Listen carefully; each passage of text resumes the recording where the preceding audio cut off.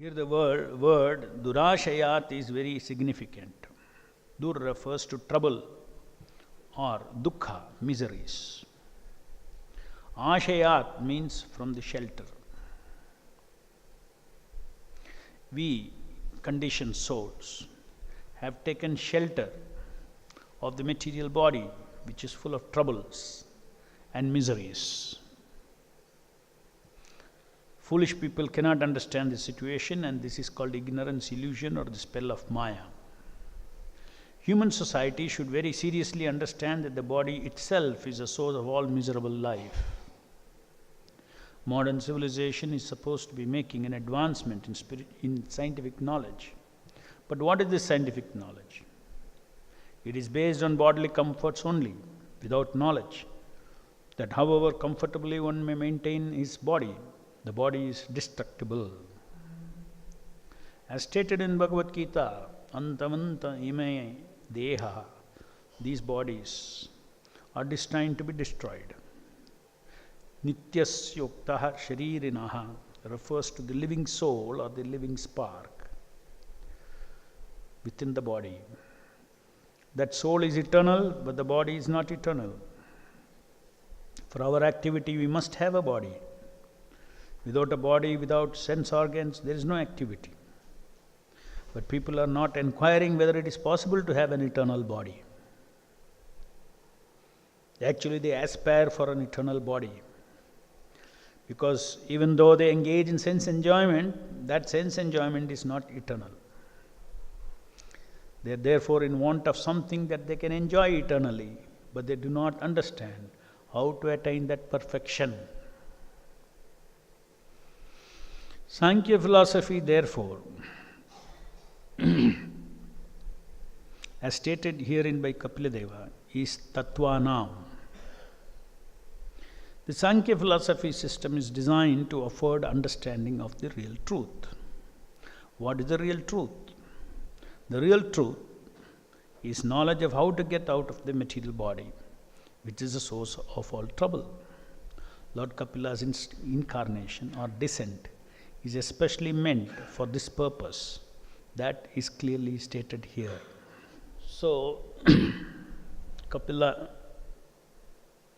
Lord Kapila himself is declaring his purpose of his incarnation. And it is an incarnation of the Supreme Lord. So, in this material world, not only the world is created by Brahma, further, all the different ingredients that are required for achieving the purpose of this material world is also brought to manifest into this world. The purpose of this world, material world, the purpose of creation, as we all know, is to reclaim the conditioned souls, is to rectify the consciousness of the conditioned souls from lording over nature to servant nature. This is the very purpose of material world. Krishna consciousness means changing our consciousness from control consciousness to surrender consciousness.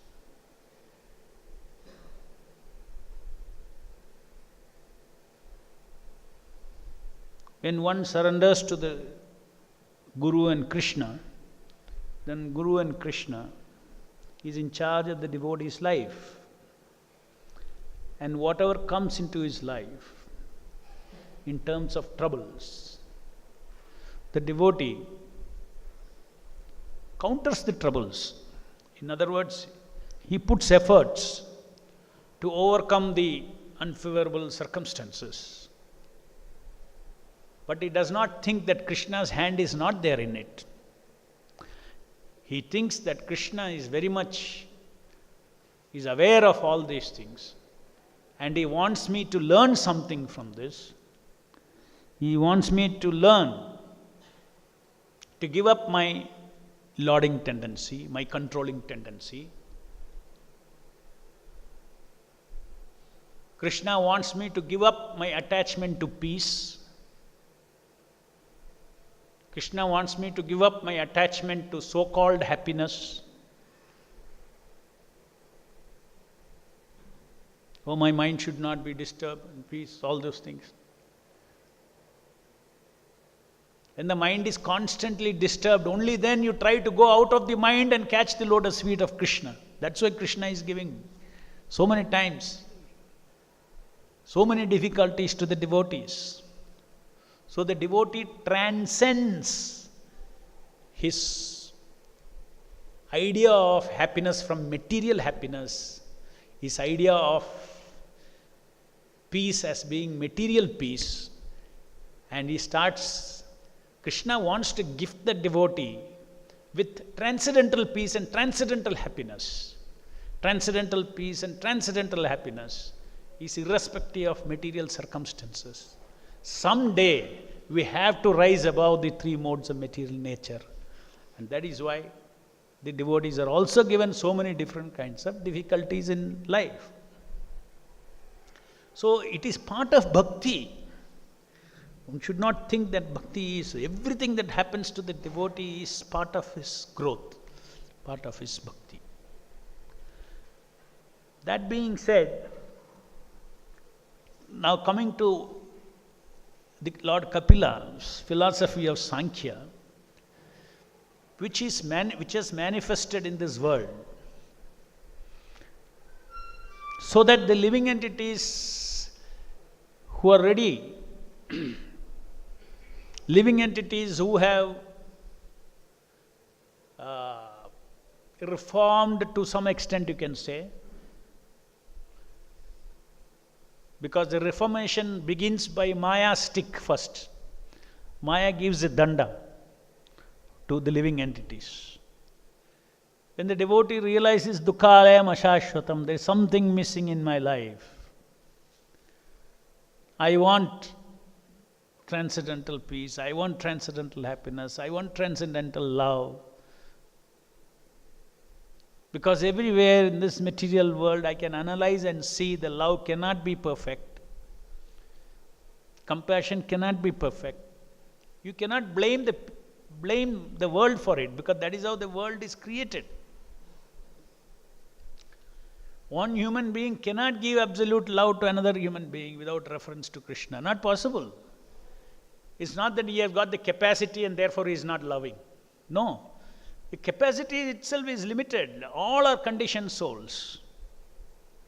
People easily expect unconditional love, but they cannot give unconditional love even to one person. They expect, I need unconditional love. They cannot give to even one person. That they don't realize. Just like I cannot give, others cannot give. Everybody is limited. Only God can give unlimited love. So, this existence of this Sankhya philosophy, which explains the connection between matter and spirit, how the spirit is separate from matter, and why the living entity thinks that this body is spirit.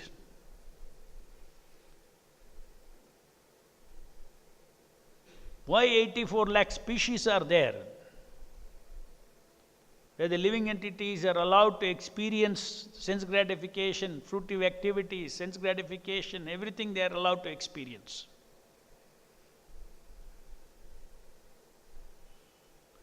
And which is a way to come out of this entanglement or illusion. So we are spirit, which is different from this body,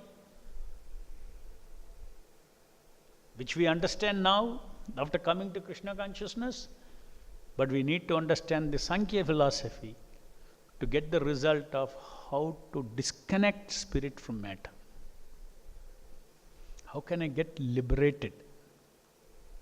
How can my faculties of sensing get liberated? Eating, sleeping, mating, defending, all this. How all these things, personal activities, can get disconnected from matter. Most important thing of all the things is the faculty of asha. Here it says durashayat. It is by desire that the living entity starts contacting ahankara, false ego. So the living entity's desire for independent happiness, independent existence, independent knowledge, because our nature is Satchit Ananda, that we cannot stop looking for Sat Chit and Ananda. We cannot stop. Whether conditioned soul or liberated soul, cannot stop. The difference is the conditioned soul is ignorantly trying to satisfy these things in the material world in forgetfulness of Krishna. And the pure devotee is trying to satisfy these needs by constitutionally being situated in pure devotional service. He knows my Sat, my Chit, my Ananda. My spiritual instincts can be satisfied only in completeness in devotional service to the Lord.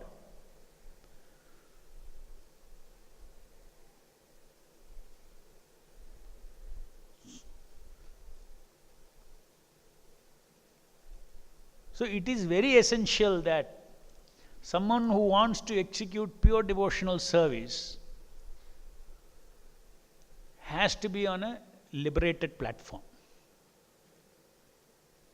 Oh, liberated platform he has to be. He may be in this body, but pure devotional service means he has to be in a liberated platform. What is the liberated platform? How is it possible? How that liberation happens is explained in Sankhya philosophy. But it is not necessary that you have to learn Sankhya philosophy through Sankhya philosophy. Everything that is explained in Sankhya philosophy is manifest to a devotee who associates with Hare Krishna Mahamantra. Anyone who associates with the Lord in practical devotional service, chanting, deity worship, and reading Prabhupada's books, you will see when you by the time, because you come to third canto, no? This is in third canto. By the time you come to third canto, oh, this is, I understand. That is the power of the mercy of chanting the Hare Krishna Mahamantra. Otherwise, it is not easy to understand these things even. How matter and spirit can be disconnected. Or even if you know how they are different, matter is different, spirit is different, soul is different, body is different. Even if you know, you cannot even one moment live in that realization. Because bondage means what? Suppose I between two things I put araldite and stick it together. You say it is bonded, right?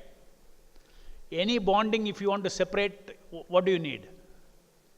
You need a force to separate them. So just I have very good knowledge that what are the properties of araldite.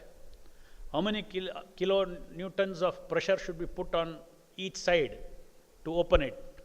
Oh, I know full Sankhya philosophy. But you don't chant Hare Krishna. You will still be stuck. Where do you get that force to pull them apart? Devotional service. So the goal of Sankhya philosophy, the end of Sankhya philosophy, and for us, the means of Sankhya philosophy is also devotional service to the Lord.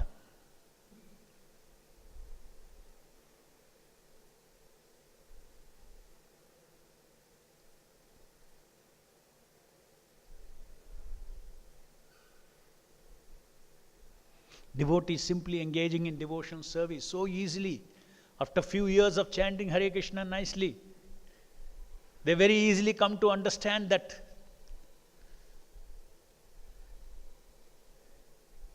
the transient nature of this. They get detached. They look at the world differently. They become Tattvadarshinaha. It is said here that Tattva. I come to Tattvanam. So Lord Kapila Muni Lord Kapila is explaining Tattvanam, all the truths. And it is resulting in Atma Darshana, self-realization. So those who associate with the Hare Krishna Mahamantra nicely, they may be in this body, but they are in Tattva Darshinaha. That means they train their mind to see the world the way the Shastras has asked us to see the world. In reality, every time he is able to see that. And whatever he does, everything is in that context. See, when you see a camera, let's say you see this camera, you never see the camera alone. The camera is in a hall. It's a context. Everything is in a context. This table, this table is sitting on a platform in the lecture hall, used for Bhagavatam class. This is a context. So seeing Tattva Darshinaha, seeing anything means there is a Tattva about it and there is a Tattva about the context. Every perception there is a context. So therefore, the way Prabhupada sees this microphone is different. The way ordinary person sees this microphone is different. Why? There is same microphone. How can they see differently? Oh, no. The way I am seeing like a scientist sees objectively. Prabhupada is seeing something in his mind. Science doesn't see all that. Science is only this. No. Prabhupada is also seeing science scientifically. He is seeing its position in the entire universal scheme of things.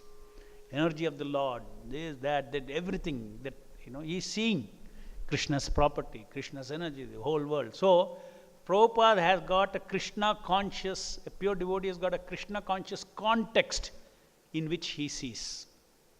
So, you see a microphone, a pure devotee sees a microphone. You see one activity in this material world, Srila Prabhupada sees the same activity in this material world, but in a different context. A pure devotee lives in this material world, does not matter, he may be a grahastha, he may be anything, any ashrama. No bhar for a Tattvadarshina, no bhar for a Tattvadarshina. He sees the eternal context and he lives his lives. So, by practicing devotional service as given by Srila Prabhupada,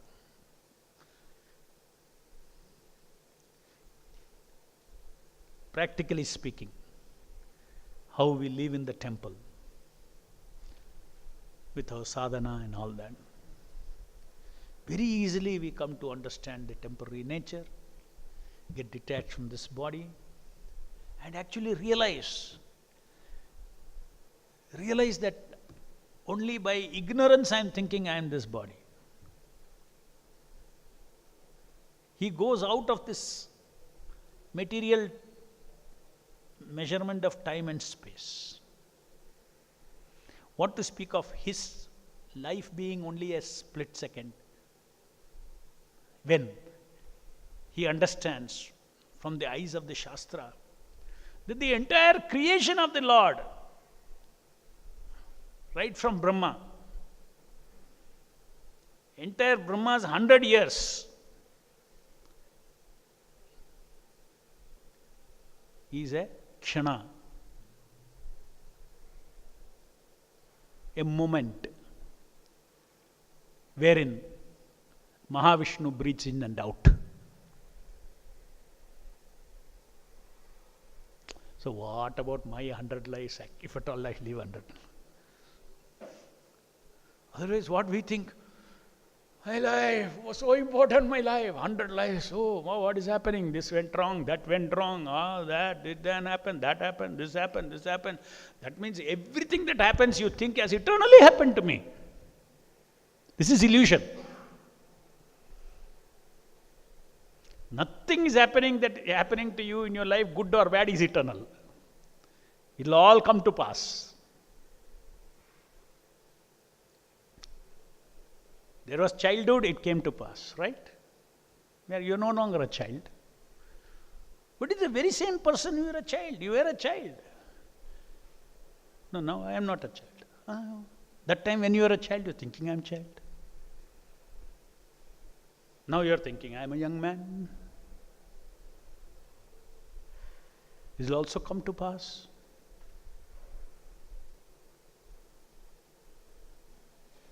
There will be a day when everybody, you should visualize all these things. There will be a day when you will be also looked upon as old men and old women, from young men and young women, new young men and new young women. They look upon you as old. And there is 100% guaranteed one day we'll all lie dead.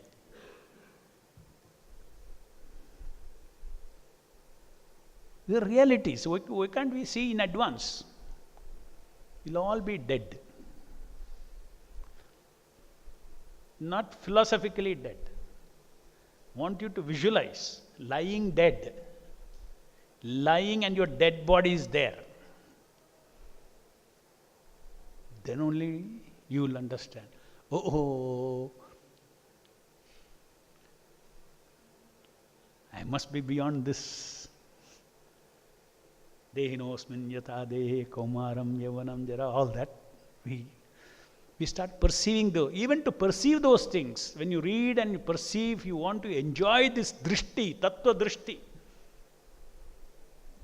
of oneself and the world, if you want to enjoy.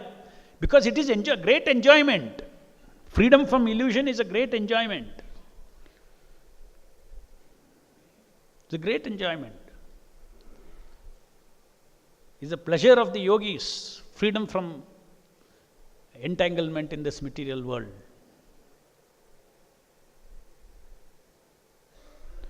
If we want that enjoyment, then we need to take the shortest cut, where that energy, to separate that araldite, you need an energy, you need a solvent. You pour that solvent there, two pieces will come apart. Similarly, when you chant and hear Hare Krishna properly, Hare Krishna, Krishna Krishna, Hare Hare, Hare Rama, Rama Rama, Hare Hare, that Satchidananda energy will flow in this, in between what is sticking is called ignorance, avidya. That avidya will melt by the Satchidananda energy, separation will happen. That is an experience.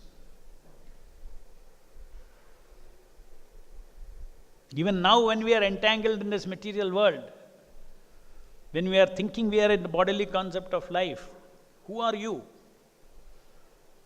You are the same soul.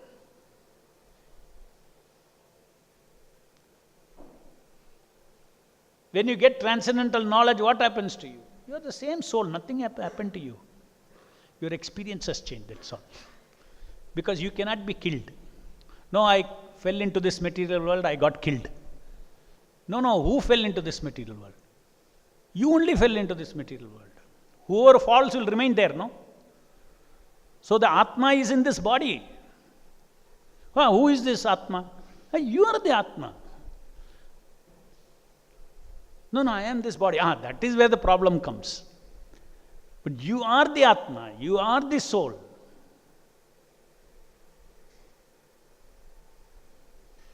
But you're thinking that your identity is this body. Misidentification. My identity, who am I? I am now. Without soul, this body doesn't work. But the soul is thinking. So the problem is with knowledge and ignorance. That is the difference.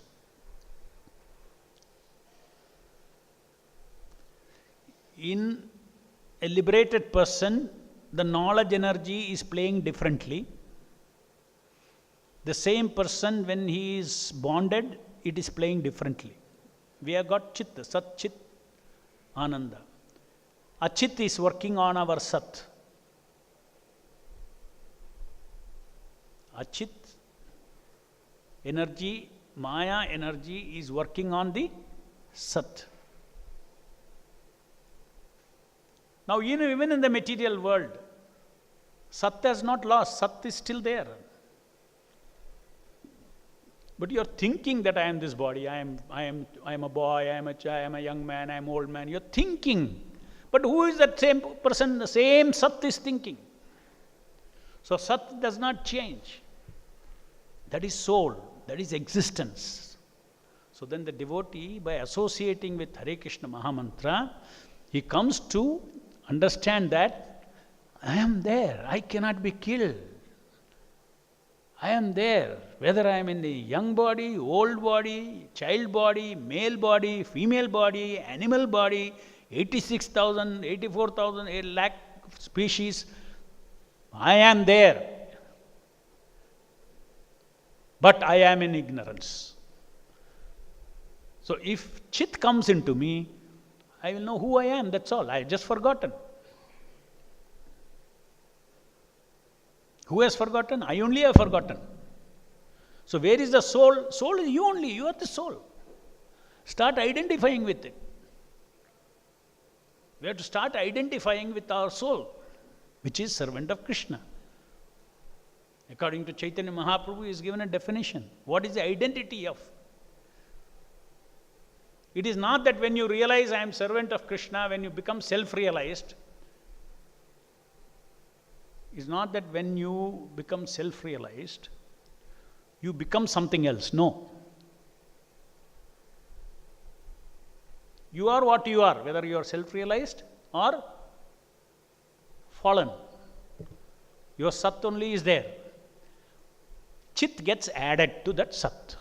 Then you are called self-realized.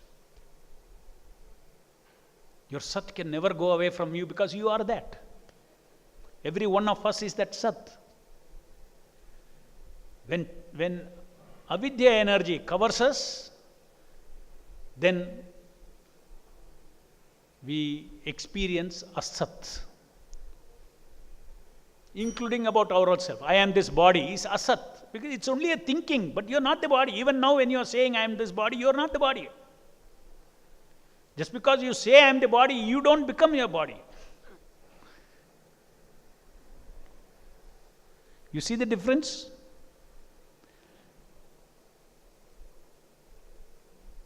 That is why Prabhupada explains that we simply have to uncover ourselves. We are not creating some new self-realization, but some new self is coming out. Some new identity is coming out, no doubt. I am servant of Krishna. For old identity, I am this material body, I am controller, I am independent, all that are withering away. Just like so many, like snake sheds its scales. In the same way, all the scales are thrown away by the power of the Hare Krishna Mahamantra.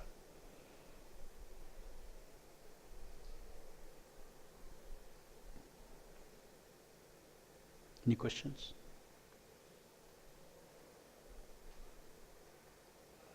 Another interesting thing that Prabhupada says, is all only devotees can understand. Though it's only one line here. The soul is eternal, but the body is not eternal. For our activity, we must have a body. Without a body, without sense organs, there is no activity.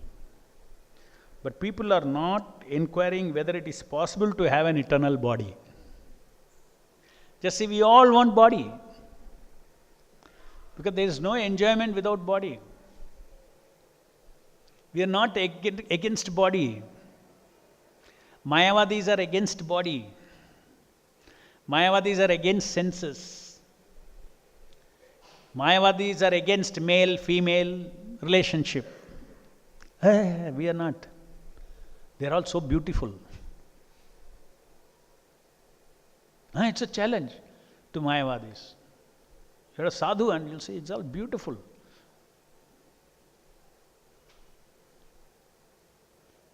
You cannot imagine how beautiful is the relationship between Radha and Krishna.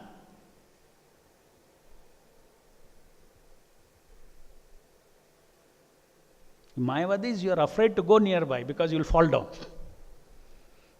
So the only way you can say is male is not there, female is not there.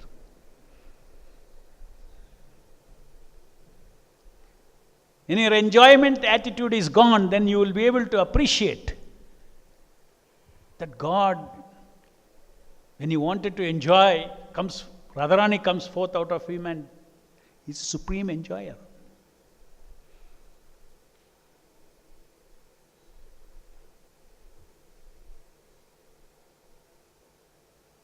When somebody is enjoying, you celebrate also, isn't it? Also that tendency in human being you see. My friend is getting married. Okay, so let me go. Then all the dance. What is that? North Indian marriages, in the front they have that? Barat.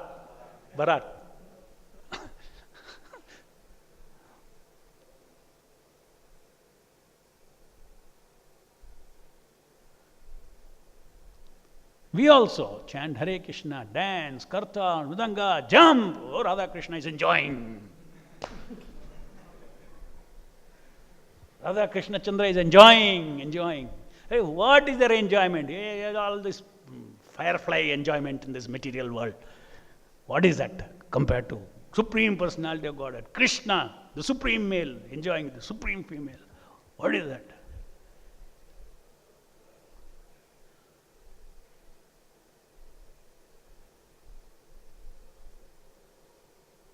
Like beggars imitating. All conjugal love in the material world is like beggars imitating. Beggar means paisa nahi hai pocket mein. Right? Beggar. Thoda kuch hai. वो भी किधर से मिला? Begging से मिला. Right? Every karmi in the material world who is enjoying sense gratification is a pleasure beggar. What is he? Pleasure beggar. Vaishnavas, they don't beg for pleasures. Begging chhod diya. I am no longer a beggar for pleasures. Whatever my father gives, I happily take. Prasadam. I also have pleasure. Everything is a prasadam pleasure. Whether for the tongue, for the eyes, for this, for that, or whether I get a good wife or a husband, whatever, doesn't matter, all. I know what my karma is till I die. I have to go back to Godhead. Whatever it may be, everything is with gratitude. Of course, there is a rule how to honor prasadam. That you cannot forget. You cannot get prasadam and turn it into, become a pleasure beggar. You should honor prasadam as prasadam. Whether it is Krishna gives you money, Krishna gives you wealth, Krishna gives you good speaking capabilities, Krishna gives you impressing, influencing capacity, or Krishna gives you a good wife, Krishna gives you good children. Everything, there's a rule how to handle Krishna prasadam. Otherwise, you convert it into offend. You offend the prasadam.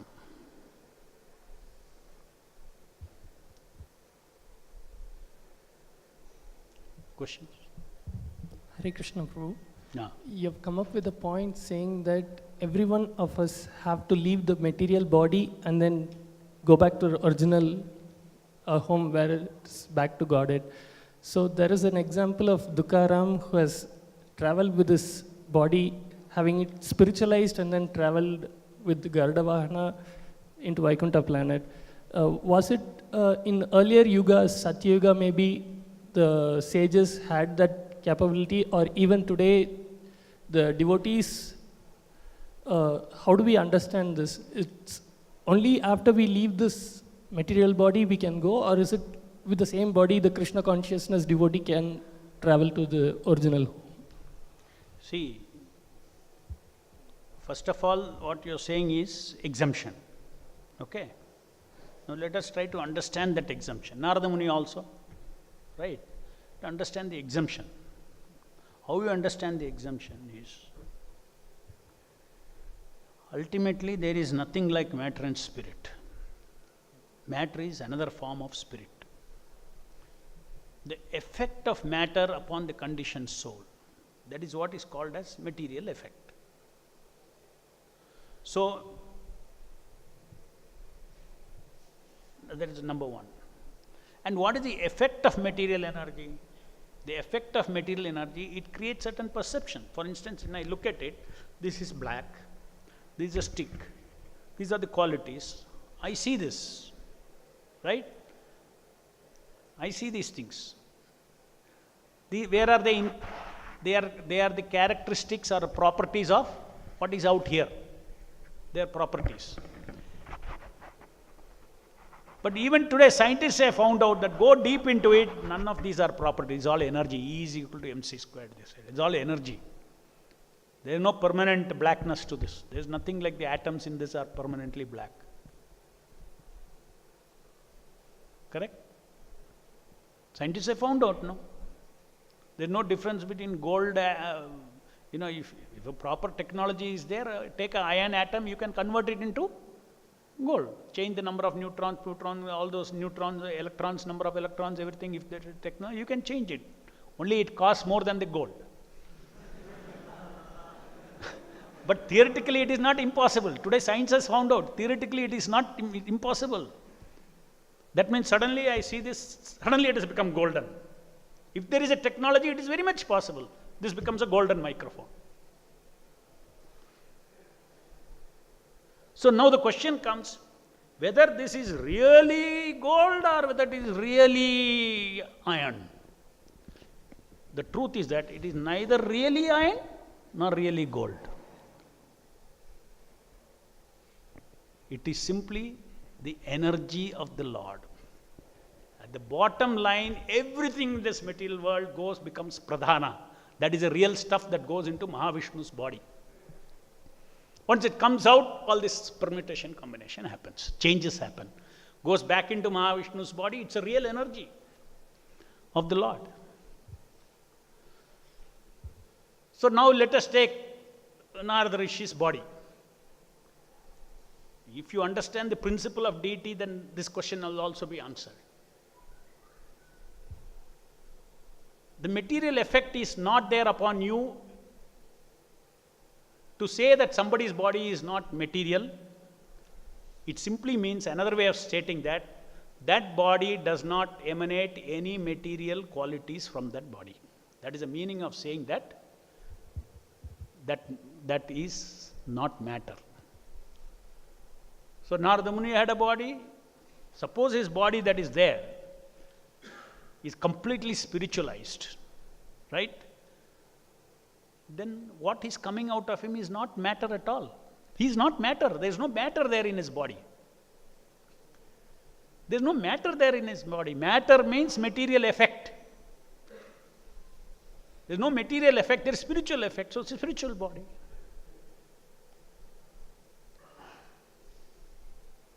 All incarnations of the Lord, they don't have matter effect at all. That is why they are all spiritual. By their inconceivable omnipotency, they show themselves to our material eyes. That we have to understand. Because they can do that. Lord is inconceivable, mystic. By his inconceivable mystic potency, with my material eyes I can see him. But you should not think that he is material. Because I am seeing him, he is material. Because you cannot see spirit, he has come to show you in this way. And then you are telling him, no, because I can see you, you have become material. Because you cannot see by mystic potency, I have made myself appear before you like ordinary vibration. Hare Krishna, Krishna Krishna, Hare Hare, Hare Ram. Now, because I am vibrating like ordinary vibration before you, don't say that now you are ordinary vibration. This is incarnation of the Lord. Principle of the incarnation of the Lord. You need to see from the eyes of the Shastras. So that is Tattvadarshina.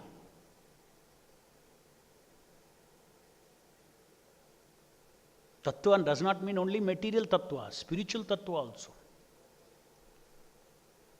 A pure devotee, when he sees the deity, then he's seeing. In the material world, when he sees all these things, he will see only tattva. But when he stands before the deity, the pure devotee, he doesn't see the tattva. Why?